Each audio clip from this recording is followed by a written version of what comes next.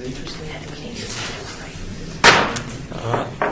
September last meeting? Okay, we're now ready to call the meeting of the City of Las Vegas Citizen Advisory Committee to the Las Vegas Redevelopment Agency to order. The agenda is as follows. For January 25th, 2016, 4 p.m., items listed on the agenda may be taken out of order presented. 2 or more agenda items for consideration may be combined, and any item on the agenda may be removed or related discussion may be delayed at any time. Backup material for this agenda may be obtained from Lou Ann D. Holmes, City Clerk, at the City Clerk's office at 495 South Main Street, 2nd floor, or on the city's website at www.lasvegasnevada.gov.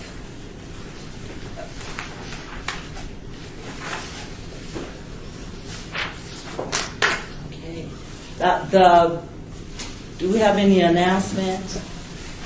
We are in compliance. Are we in compliance with the open meeting law? We are in compliance. Would you like me to take roll? Yes, please. Chair Mathis? Present. Vice Chair Mack? Excused. Member Zarowski? Here. Member Bonaventure? Here. Member Cherry? Excused. Member Kovacs? Here. Member Sylvain? Excused. Member Dykes? Excused. Member Sprague? Here. And we do have a quorum of 5. Yes, thank you. You're welcome. The third item, public comment during this portion of the agenda must be limited to matters on the agenda for action. If you wish to be heard, give your name for the record, the amount of discussion, as well as the amount of time any single speaker is allowed may be limited. Public comments? We see none. We will keep moving. For possible action to approve the final minutes by reference of the regular meetings of September 28, 2015. Do I have a motion to accept? Motion. Second. Thank you. All in favor? Aye. Okay, thank you very much. We'll move on. Number 5, report by Sam Tolman, Architectural Project Manager, regarding the historic West Side School project.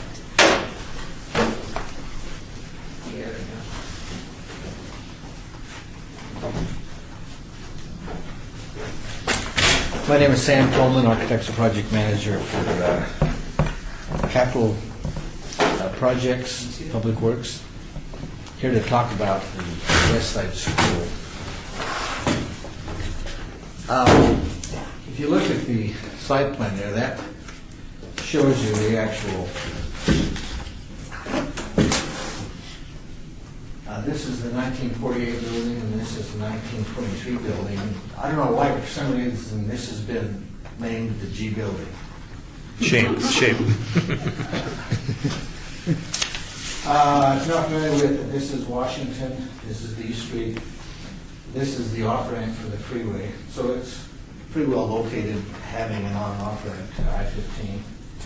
And then down the road, you go down here to F Street, and they have put the tunnel under I-95, so it's directly connected to that part of town for the Smith Center and those other things. So that's where we're at. We're under construction. We're about 75% complete. KCEP was occupying the 1923 building. We've completed the work on the G building, and they have moved into here and are operational. And what I've done is, if everybody can see this, maybe I'll move it back here. You see it? Okay. What I've done is just to kind of give you an idea of what's going on. I went out there and took a bunch of pictures, nothing better than that. This, I know you can't read it very well, but this is the 1923 building, and these will be the leasable spaces. we went in and gutted out all the new walls, and we're replacing them with the old historic walls, which were 4 classrooms. And this is a 1948 building, known as a G. And these are also the spaces. KCEP has this space, and these other spaces have been finished to what we're calling a gray shell, which is basically drywall on the walls. The original plaster ceiling is exposed. The ductwork for HVAC and the electrical is stubbed into each space. So it'll take some tenant improvements for someone to move in. We don't have any tenants yet. We hope we get some. When you first come into the site, this is coming down, I'm driving right down this street. This is C Street, and from here on, we've abandoned the street and combined this lot with this lot, so it's increased the size so we can get some acreage. We also, coming north on B Street, right now you have to go clear up around Jefferson and down, because we're putting a one-way driveway in order to help bring people in and they can go back out that way. But there's an historical gate, not a historical gate. There is a public art project being done right now, and that gate was through competition. They hired an artist, and he is creating that gate, and he's bringing in a lot of the elements from the old West Side School, which is kind of nice. But this is looking through where the gate's going to be. It's not there now. And you look on through, and this is through this area here. These are all solar panels, solar voltaic, and that's looking down this direction.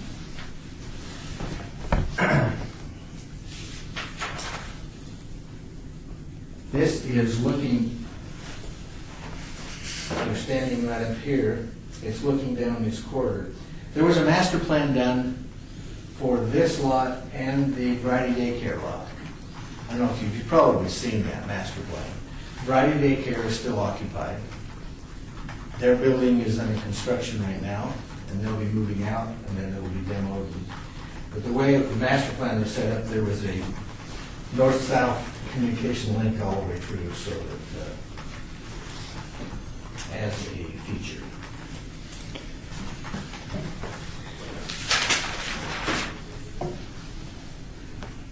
This is a porch. This is looking at this building right here. It's an open porch. It was an open porch originally. It was filled in, and now that we're bringing it back to its regular use. This is looking down the courtyard in here, and the architects tried to create a plaza courtyard area with landscaping that would be pleasant. And this is looking the other direction, out of this building, looking through.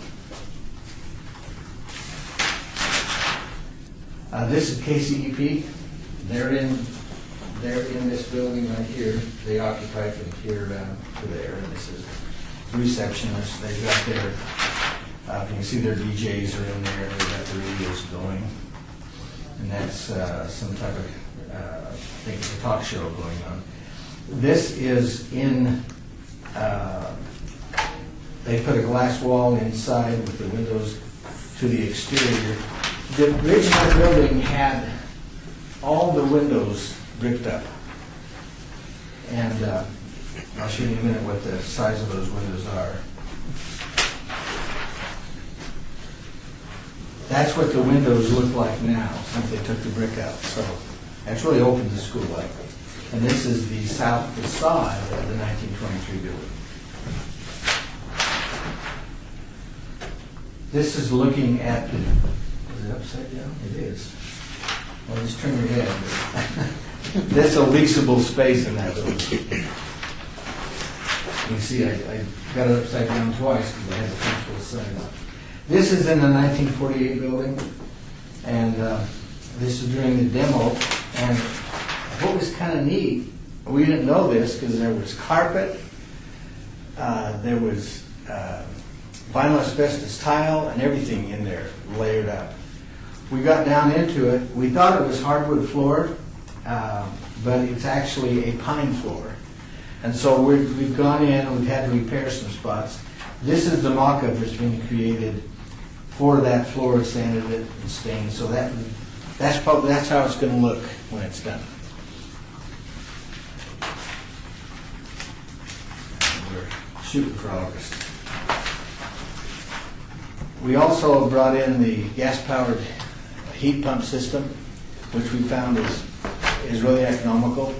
The last 3 fire stations, we put that system in, which uses natural gas instead of electricity to make the dancers. And on those 3 stations, our water bill is more than our power bill. That's what we've got. Any questions? Chair Mathis, I've gone over to the area because the school is where I was principal is in the area.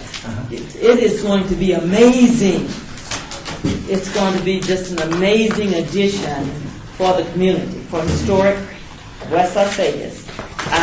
But I think you answered most of my questions. One was the completed date is, at one point it was like late 2016. So you said August. Right now, they're shooting for August for completion. And the building, the gray shell, that part is just completely. But once those buildings are done, who will advertise, the empty buildings? OBD has put out an RFP to try to find tenants. We haven't got any tenants yet, but so it's we don't know who that is yet. Yeah, but I was just wondering who will do it? Who will do the advertising? Yeah. Well, right now, Romeo Betty, EUD, we're working with the city manager, and we're putting together, the RFP has been set out. There have been some responses right now. We're reviewing those. A couple of them don't look healthy enough to be here, but there's a couple others that look pretty good to us, so we're still evaluating that. When we have that information, we'll certainly share that with the CAC as soon as we have that information. Thank you. Yep. Thank you. And Chair Mathis, again, the variety early learning, you said that it's still occupied. Yeah, it's still occupied. And Yes. it covers the space from here up to Jefferson. Uh-huh. And did you say that once it's not occupied anymore, they're just going to tear it down? Yeah, have you seen those buildings? Oh, yes. Yeah, all except for the newer variety daycare building that's on the corner here. I don't think we'll tear that down, but it's going to leave that area open for development. Because those buildings were cobbled together. And nothing was, Chair Mathis again, nothing was kept as a historic piece of Yes, that. there's going to be a bunch of that. Oh. For instance, I don't know if you're aware, Muni Pool was built in 1947, and there was an identical Muni Pool and bathhouse that was built on this site. And you can still see part of the pool. So what they're going to do is going to try to reflect where that pool is by graphics, et cetera, so you can see where that is. And there's quite a few different plaques in there that we're saving. It used to be, what was the name of that club that was in there? You remember? Anyway, yes, that is what's happening. And flooring. You stated something about the flooring, that when you got down to the bottom, it was something, that's not something that can be kept. Yes. Okay. Just a question. Absolutely. I mean, we were pretty excited because we thought we'd have to put in a new floor, but that's what it looked like when we got the carpet and all the goop up. And there's been quite a bit of hazardous material abatement done to take out lead and asbestos. But this is what the floor is going to look like in the 1923 building. The G building, it's just a concrete slab. And I talked about gray cell. This particular building will be what we call a vanilla shell. So a tenant could move in right now if they were an office facility or something like that without having to do much in terms of tenant improvements. Member Mike, Yes. you showed us the picture of the flooring after it's cleaned. Mm-hmm. Is that original flooring or is that restoration? It's the original floor. This is it right here. You see there's some patches in here. Some of this flooring was damaged, and so they've had to cut out the damaged portion. And we put in the best match we can get these days. We don't have the quality of wood they used to get back then. And but that's all be sanded down, and this is the mock-up of different finishes, clear finishes that are going to be decided by our stroke people. Thank you. Sam, could you show the folks close up what that looks like for the small picture for them to see it? Yeah. You knew we And I could can not leave- see, huh? I can leave all I these. can't see it. If you'd like to keep these, I can leave them with the group. You can just pass them around. I'll just pass them. Yeah. I'm not bringing back. Thank you, Sam. Madam Chair, I'm Mark Sarson. I came with Sam to help on his presentation. I'm an engineering program manager at Public Works. I just wanted you had a question about Variety Early Learning Center, and I just wanted to be very clear with Sam. As far as the master plan goes, it is intended to be demolished, renovated, but I don't think it's a budgeted project yet. No, it's not. There's So no money. I just wanted to make sure everyone was clear on that. Of course, what we're doing right now is fully budgeted, but renovation, reuse of the Variety Early Learning Center is part of the master plan, but not currently budgeted. And this project's $12.8 million. Construction. All right. Thank you much. Thank Thank you, you. Sam. Any more questions? Thank you. Thank you. Gentlemen. Thank you, Mark. We'll move to item 6, report by Ms. Coleman, Senior Economic Development Specialist, regarding the Medical District Master Plan. Good afternoon, Shani Coleman, Senior Economic Development Specialist with Economic and Urban Development, and I am here today to give you a quick update on the Las Vegas Medical District Master Plan. We started this process approximately 18 months ago in the summer of 14. We hired a consultant in December of 14 to help us kind of master plan and look at the medical district, ways that we can maximize opportunity, economic benefits, some of the real estate and redevelopment opportunities in the area. We finalized that process in December of this year. On December 16th, Las Vegas City Council moved to adopt the Medical District Master Plan. I don't have the full master plan with me today because it is a relatively large document, but I do want to give you a website where the document can be downloaded and lots of information is available. I'll also pass out some of these. The website is lasvegasmedicaldistrict.com. And there you can find an executive summary of the master plan and also the full technical document of the master plan. But basically what some of the things the master plan did for us, it helped us to identify locations where we can focus on redevelopment. In the map that you see that was passed around, there are two areas. You see an area in red and an area in yellow. The area in yellow was the original, what we call the historic or the core medical district that covers from Rancho to MLK, Charleston, and Alta. Everything that you see in red was part of what we actually studied in our consulting process.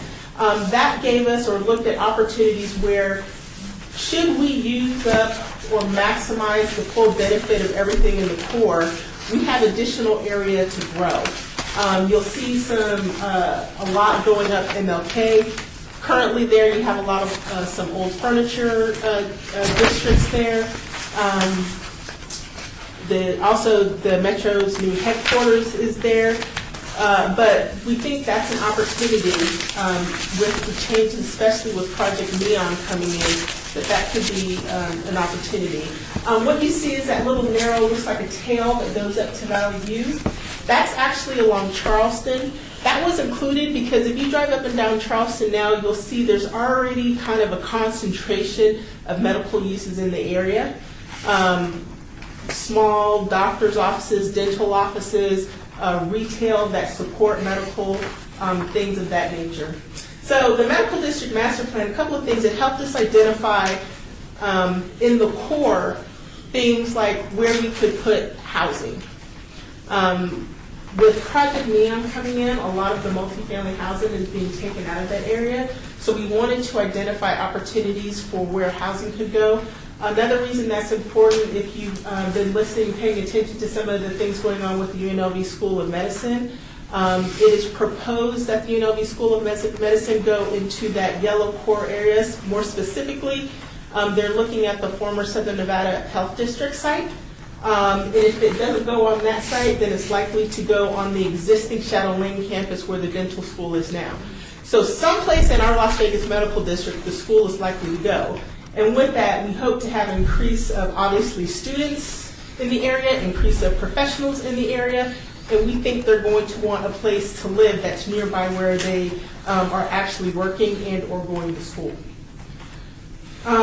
Along Charleston, our consultant has identified, because of the existing commercial product there, and also because of the adjacency to residential housing, that corridor along Charleston be expanded into retail. So one of the things that we looked at, there are some restrictions on Charleston, currently right now in between MLK and Valley View, that limit the height of the type of development that can go in that area. One of the things that this plan would do, it would keep that height restriction from Valley View to Rancho, but it would allow expansion of that height restriction in the area just adjacent to the core. So again, we want to maximize the benefits. So around where you have UMC, Valley Hospital, Desert Radiologist, UNLV School, we want to be able to maximize the development of office retail in that area, provide amenities for the homeowners and the residents in the area. So the Medical District Master Plan just kind of helped us map all of that out. And like I said, it's available in more detail for you to look at the website. And I'm happy to answer any questions that you may have. Yes, ma'am. Member Zarowski, on the area that the height restriction is going to be east, east of Rancho, can you tell me how many stories they will allow it to go up? What we did is we looked at the tallest building that was currently there, which is 88 feet. It sits on the corner of Shadow and Charleston, and the height restriction will be limited to the highest building that's currently there. Okay, thank you. Member Yes. Mack, that's about how many stories? That building is about 7 to 8 stories. We think it's a set. I haven't gone in the building. The plans say it's 88 feet. That also includes a mechanical floor on the top. So we didn't do floors, 7 or 8 floors, simply because through design elements, people may have higher or lower ceilings. So we just said the overall building can't be taller than 88 feet. Thank you. You're welcome. Member Sylvain, what's the height restriction west of Rancho? It is 2 stories. 2 stories on both sides? Yes. Are these passed or are these proposed right now? What will happen is these are proposed. So City Council, they adopted the plan. There is a regulatory process that needs to happen in order for this to be completely ratified. So our planning department now has taken, since City Council has approved it, our planning department is now taking this and running it through that regulatory process. So it will likely be summer. It will go before the Planning Commission. It will go through all of the processes where residents in the area, businesses in the area will have an opportunity to speak on behalf of the proposed changes. But our planning department is responsible for making the final ratification through the planning and the city council process. And then, sorry, remember something again. 2 stories west of Rancho, but is it a height specific foot requirement? You know, I'm not sure. I think it just, that particular one just says 2 stories. That one I don't believe has a specific height. Just a quick question, Member Kovacs. I noticed the area also includes Bull Market Center and the Molaski Center. Correct. I guess what is the first, why are those areas in the medical district? For example, World Market Center seems to be already kind of built up. So what's the advantage of doing it? We included the area, what you're seeing just west of the 15, because we have Symphony Park in there. Symphony Park currently right now has the Lou Ruvo Brain Center, or the Cleveland Clinic Lou Ruvo Brain Center for Brain Center for Health. And we also currently have agreements with Cleveland Clinic to develop additional parcels in Symphony Park. It was important for them, given their business model, to be included in the medical district. So that's why it expands all the way over to Symphony Park. We also included World Market Center in that simply because they have a lot of land and they do the furniture mart, and there was some thought maybe sometime in the future if they wanted to, they could expand to something like a medical mart. And they would be huge. Now the area in Symphony Park, in some of the areas, well, specifically that will be what we call a medical district overlay. Symphony Park already has a master plan. World Market Center, these areas already have a master plan.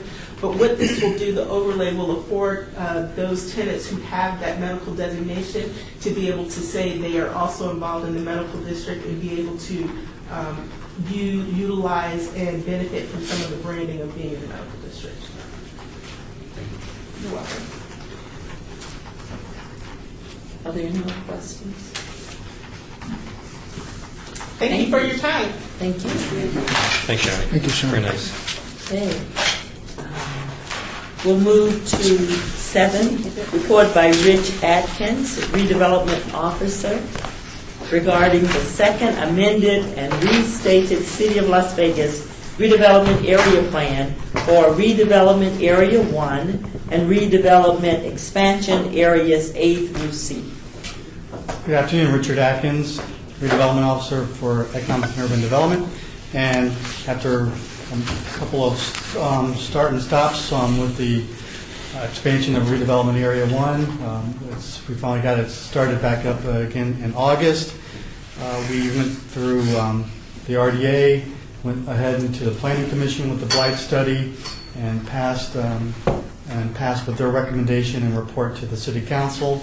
We went to City Council in November for approval, and then we went through which we were granted, and then went to the ordinance process to get the changes done to the redevelopment plan and incorporating the 3 expansion areas that we've talked about for a couple of years, and also extended the life of the redevelopment agency for another 15 years for the RDA number 1. Not RDA number 2, but RDA number 1.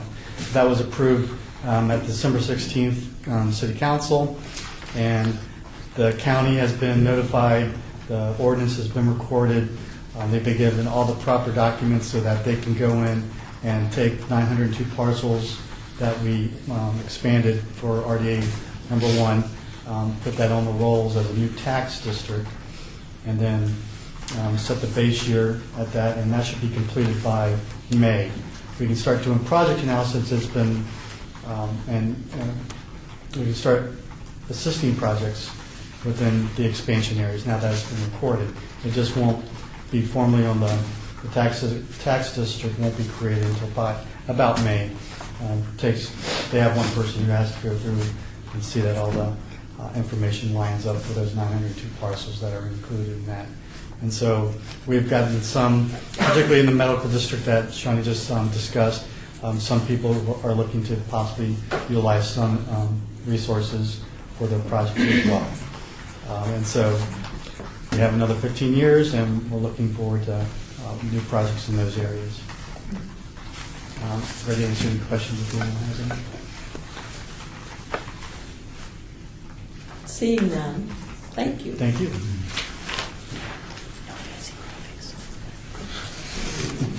We're now, number 8, discussion of possible action regarding the development of a 2016 Citizen Advisory Committee to the Las Vegas Redevelopment Agency meeting schedule. Yes, Scott? Good afternoon, Madam Chair, members of the Citizens Advisory Committee. For the record, Scott Albion, City of Las Vegas Economic and Urban Development Department.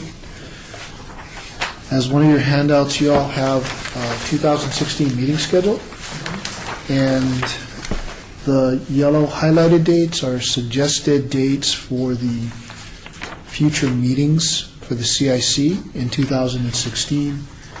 The bylaws for the CIC say that the meetings are held bi-monthly and on the fourth Monday of each of that month. The exceptions would be in May, which has the third Monday highlighted because the fourth Monday is Memorial Day. And that is it. That would be the only exception. So these dates are for your consideration.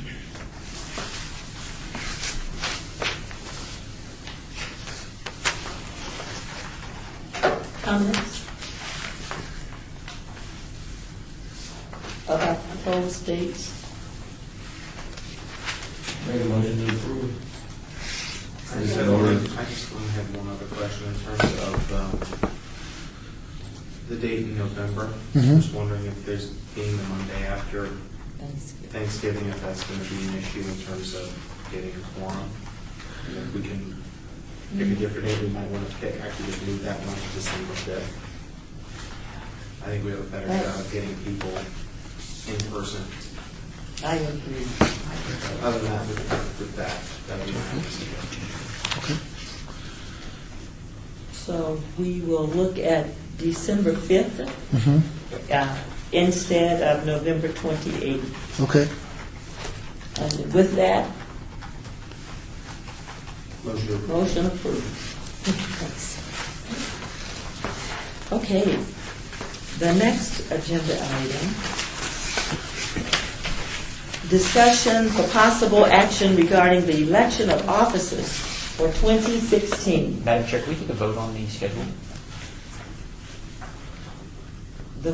I'm sorry, because I didn't finish. We'll move back. All in favor of the new schedule for 2016? We had a second, but all in favor? Opposers? Thank you. Thank you. Well, I would say, from my, member Sylvain, from my point of view, it wouldn't matter, but you guys, you guys are kind of doing this for our benefit, is it? I would rely on your schedule as well. I think staff. You guys can get back to this one. No, speaking for Economic and Urban Development, staff defers to the committee. If the committee would prefer to have a meeting on the 5th, that's fine. Let's do it. Yeah. Thank you. It's doable, so it passed. Okay. All right, thank you very much. The next, the discussion for possible action regarding the election of officers for 2016.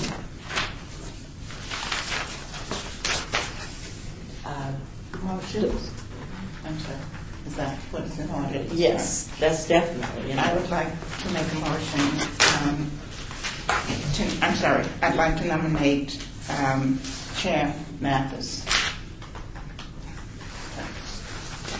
Did I say ayes? It almost took 2 years to get ready. I would make a general motion to retain the current officers if they're willing to continue. That's right. I'll second that motion. It has been moved and seconded, guys, that we retain the officers that we have.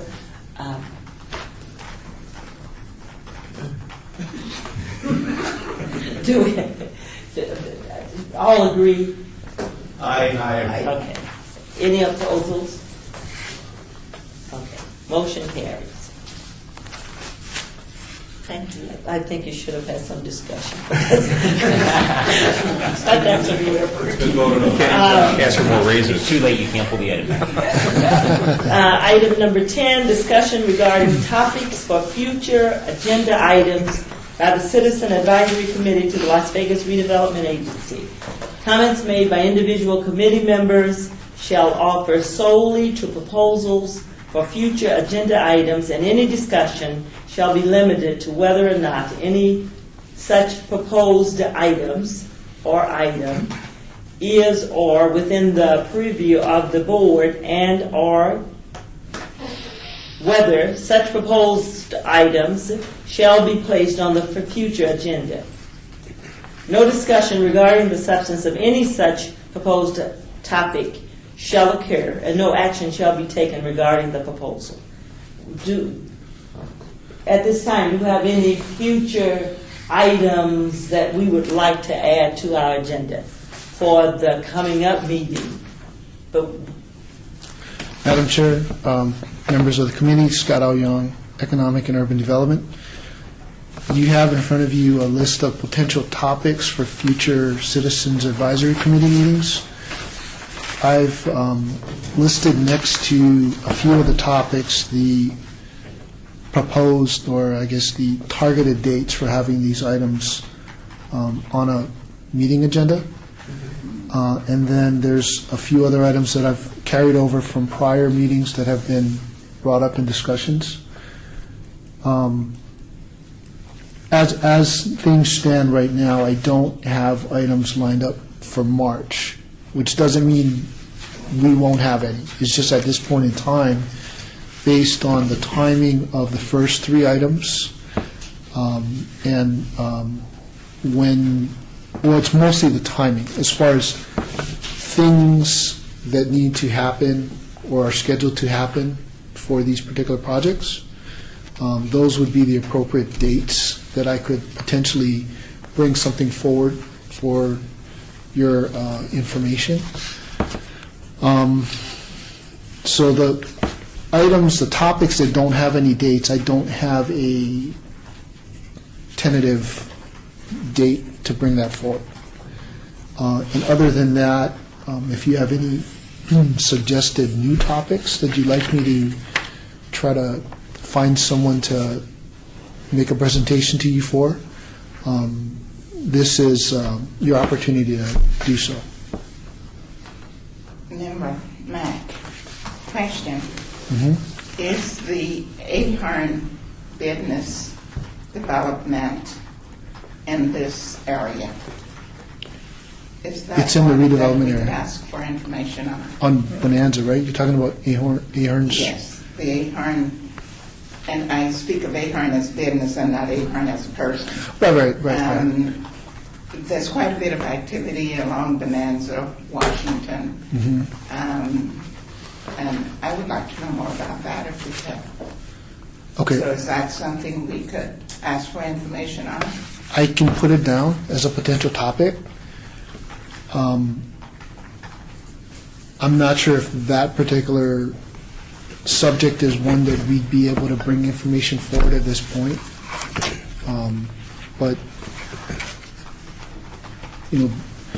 Mr. Ahern and his business has come and spoken with Economic and Urban Development about plans for redeveloping his properties. But at this point, I'm not sure when the time would be appropriate to bring forward a report, but that certainly can be added to the list. Sure. Madam Chairman, if I may, our department right now is Romeo Betty, EUD. We're looking at preparing a group to work on a Bonanza visioning program, which will be between City Parkway and MLK. I'll be talking to most of the buildings, people down there who have invested, own property, already doing new projects. So the CMO, the city manager's office, has asked us to put together that whole group talk about them working with us on a visioning process. So this is in the early stages, but we'll keep you apprised of that, because once that gets going, they could be public meetings, or these may decide they want to do this privately, then come back to us. But we're trying to determine what they would like to do. We know the city manager wants to have a vision for that whole area and then expand as more things continue. The 800 properties on both sides of MLK would be part of that. But right now, we're just looking at going from City Parkway over to MLK. Chairman Mathis, my question would be, because I've had so many questions about these are personal homeowners in the redevelopment area. Is the city going to come and tear our homes down? Just questions that are, serious questions that, I would have if I was a homeowner right in the area. Do we have anybody who could talk about what is the proposed vision, I guess, for the city with homeowners, with churches, right there off of D Street, and do we just wait until... Yeah, this is Romeo Betty again, EUD. EUD, the city has no interest in purchasing any properties.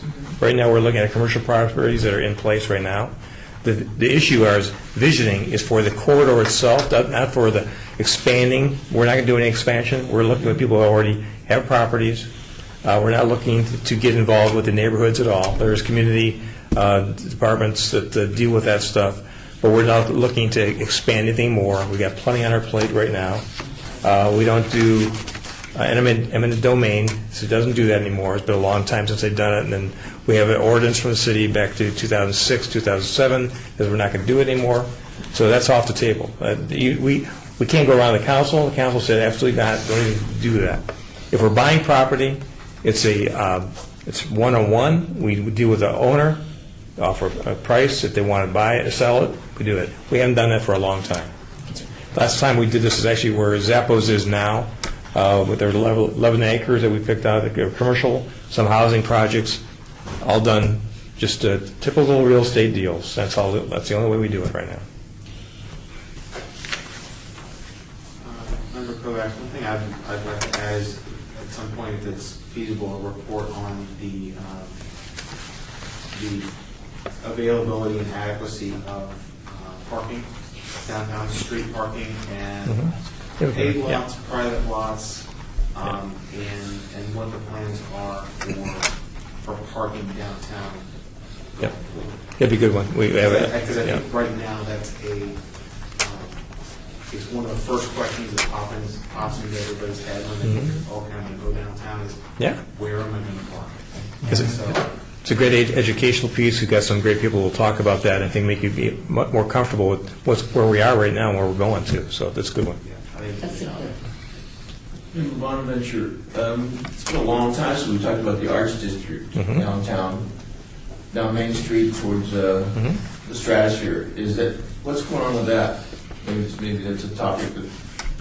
There seems to be a lot more, Romeo Betty again, seems to be a lot more interest in the Arts District right now. Folks who are finding that the entertainment area is really outpriced in terms of buying properties, and plus Downtown Projects owns a lot of properties down there. But the Arts District is experiencing quite a bit of renewal, and pieces are going down there.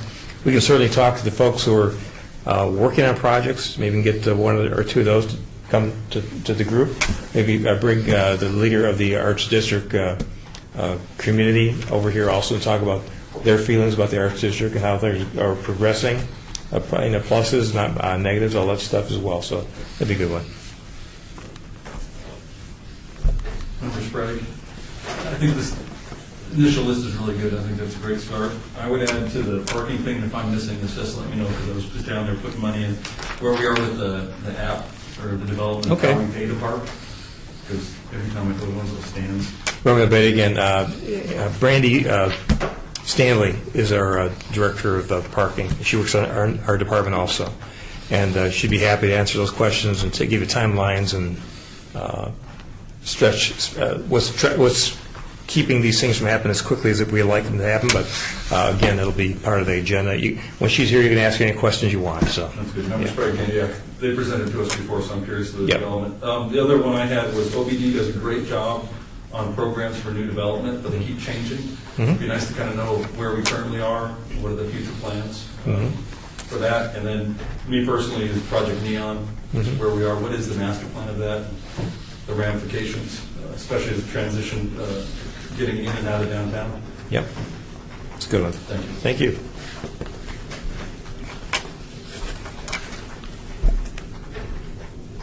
Any more comments? Okay, we'll move on. We will just look for these items to be on our agenda for the coming months, guys. The 11th one is citizen participation. Public comment during this portion of the agenda must be limited to matters within the jurisdiction of the board. No subject may be acted upon by the board unless that subject is on the agenda and is scheduled for action. If you wish to be heard, give your name for the record. The amount of discussion on any single subject, as well as the amount of time any single speaker is allowed, may be limited. Seeing none, we have no citizens' participation at this time. So that's the end of our agenda. So at this time, we will adjourn. Didn't I do it?